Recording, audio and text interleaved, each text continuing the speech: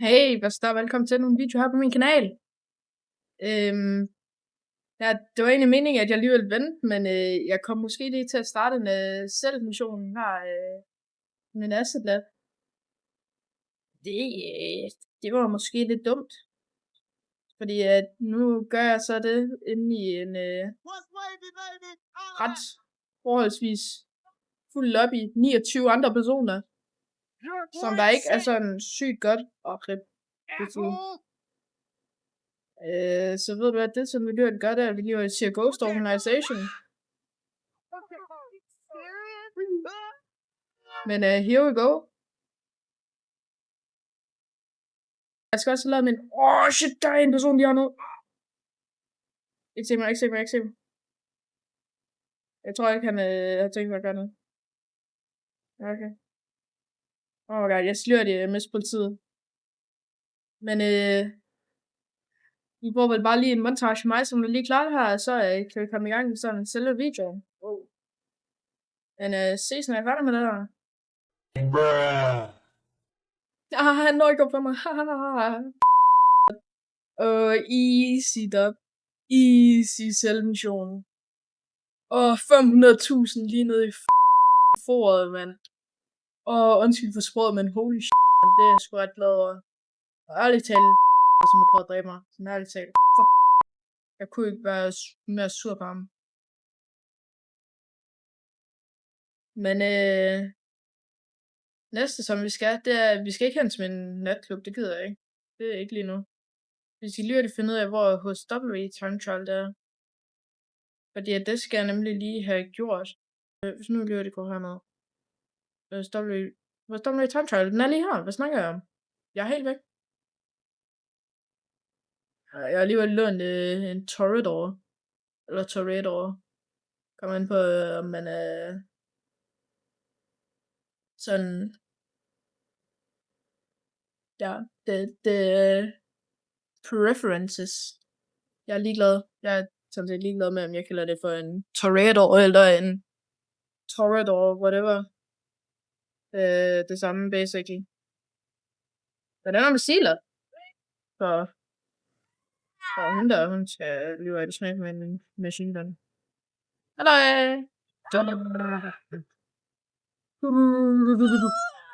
Undskyld. Det var ikke med vilje. Det var bare et uheld. Ja, det skal lyde, at jeg er ikke ude i vandet med den her igen. Det er jo umuligt at styre ned i vandet med. Jeg er jo nærmere sådan her. Ui. Ikke nu, English, babe. Ikke nu! Og der kommer ham der igen. Er det ham, som der gerne vil drikke mig for? Han har en bounce-bid, så jeg tænker mig at drikke mig med det. Så er vi her. Der er den. Jeg valgte lige at skifte til den her. Vi kom lige lidt problemer med den anden. Og så kan jeg også gøre det med den her. Men I har nok set der tip her, før man bare går ud af her, hvor langt man lige kører. What the f... Man skal køre langt. På 4 minutter.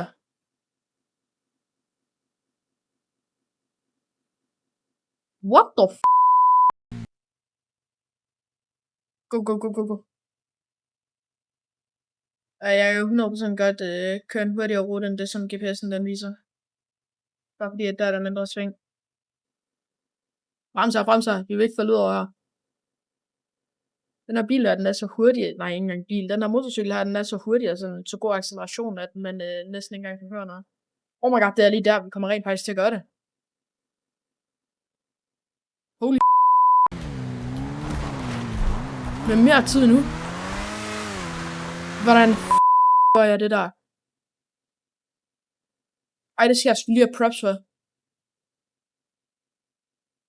What the hell? Og næste time trial, den er søs lige over. What the hell, hvordan gjorde jeg det der? Men jeg er næsten nok til at købe Banshee GTS'en. Jeg vil bare gerne have minimum 2 millioner ekstra, så jeg kommer op på 4 mil, før jeg customiser. Fordi jeg ved, at HSW, det koster rigtig mange penge. Men holy moly, hvordan gjorde vi det der? Især når det der, det skete en gang.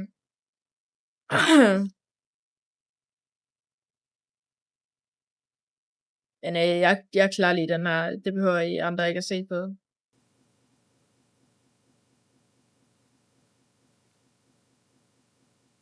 Holy f***, hvor tæt på. What the actual fuck?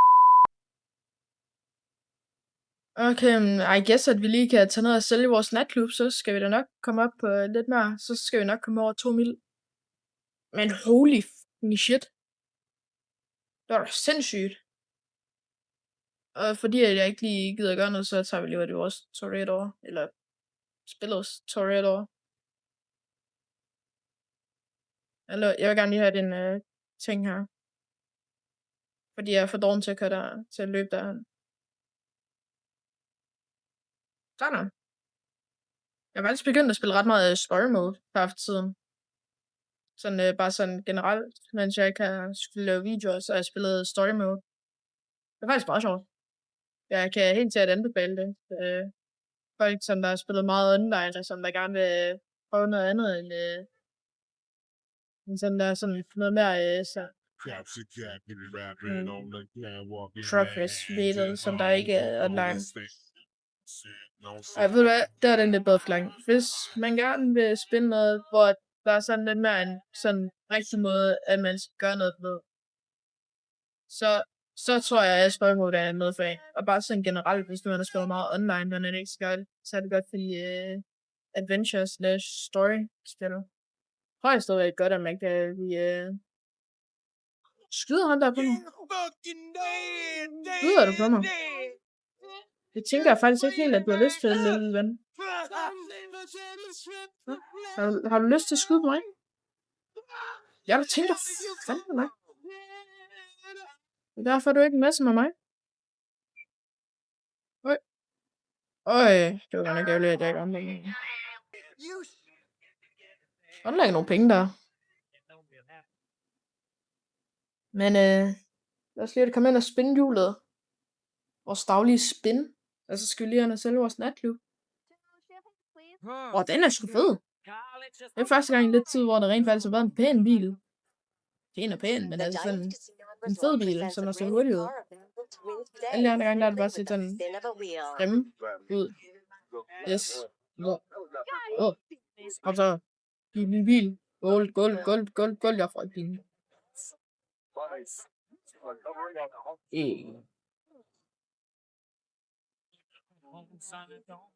Ja. Så er det fedt. Hvor jeg har det andet spil. Det er det ikke en ny feature, det er bare fordi jeg er GTA+. Det er virkelig worth it. Det er kun 56 kroner. Kom nu. Jeg får ikke bilen. 20.000 chips. Det er jo lettere at have næste år. There we go. Men here we go. Hej med dig. Du er tilbage. Vil du ikke lige smage på en ny Widowmaker? Den var faktisk i Gunman her sidste uge. Den har jeg ikke prøvet endnu. Ja, fedt. Tak for det. Tak for, at du nogensinde har gjort for os. Han skal da også flyve af det her, det svog. Hallo! En butcher. Den ham han er meget god. Gødernest. Rip. Ham personen, som jeg aldrig nogensinde vidste noget. Whee! 3. Fuck. Nej. Hvad? Så var jeg den. Big shoppen. Det gode med natklubben, det er faktisk, jeg har ikke solgt ved natklubben i lang tid. Jeg tror faktisk, at der er godt med produkt derinde. Så der burde gerne være en 200.000 stykker penge. Undskyld. Ham der, hende der, hun skal lige... kom her. Let's go.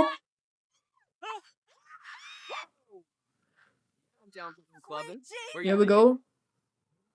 Så skal vi se, hvor meget produkt der er i vores natklub. Den der kan jeg ikke huske, jeg nogensinde har brugt. Hvorfor den her? Men lad os lige det gå op og tjekke vores natklub. Sit down. Be humble. Sit down. Be humble. Eller 2.500. Eller 200.500. Og den har faktisk max af alt undtagen sporting goods, og det er sådan set alt, hvad jeg overhovedet har.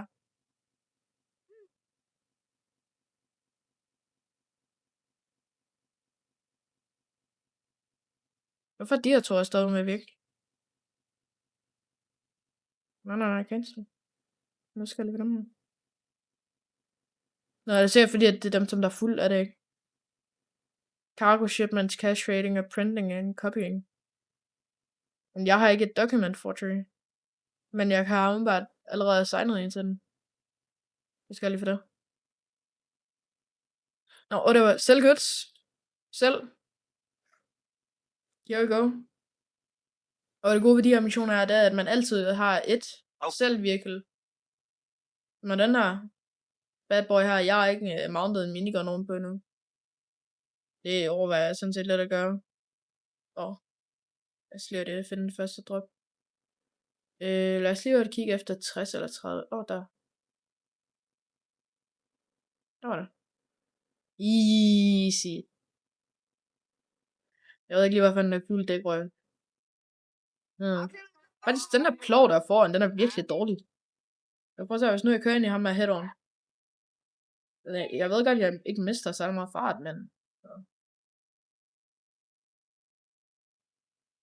jeg skulle have drejet der. Handlingen på den der er virkelig dårlig. Den er ærligt talt. Men hvor mange er der inde der server her, det ved jeg ikke. 1, 2, 3, 4, 5, 6, 7, 8, 9, 10, 11, 12, 13, 14, 15, 16, 17, 18, 19, 20, 21. Og der er cirka 21 personer inde i den her server her. Jeg får stadigvæk en heftig bonus. Så lad os lige skynde os at komme herind. Er det ikke her? Nej. Jeg flytter lige. Right, hvad nu? Ikke der.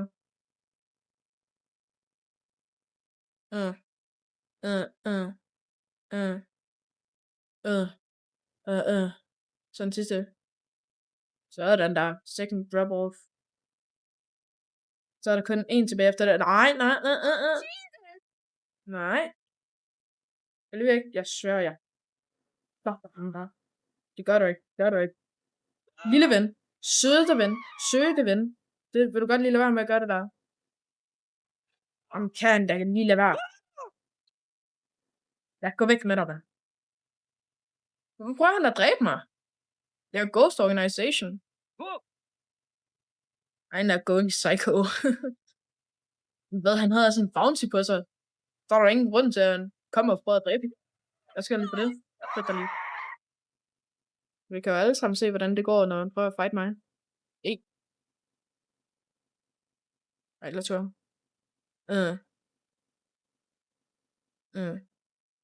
Og jeg hader virkelig det der minigame her.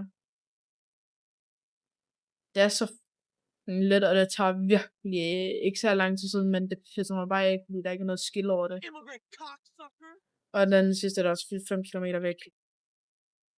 Okay, ved du hvad, jeg risker ikke noget. Jeg ringer lige til Lester for off the radar.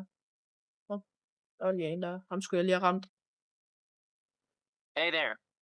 What can I help you with? Ja, tak. Okay, but only for a minute. Ja, 1 minut. Det var godt nok gavmildt, der Lester.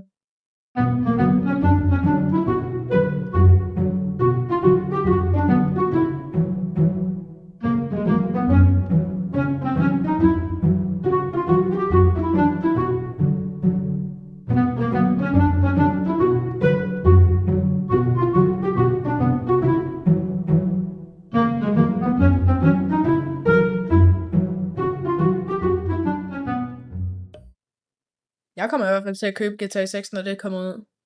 Men dumme ved det er, at det kommer først ud i 2027 til PC.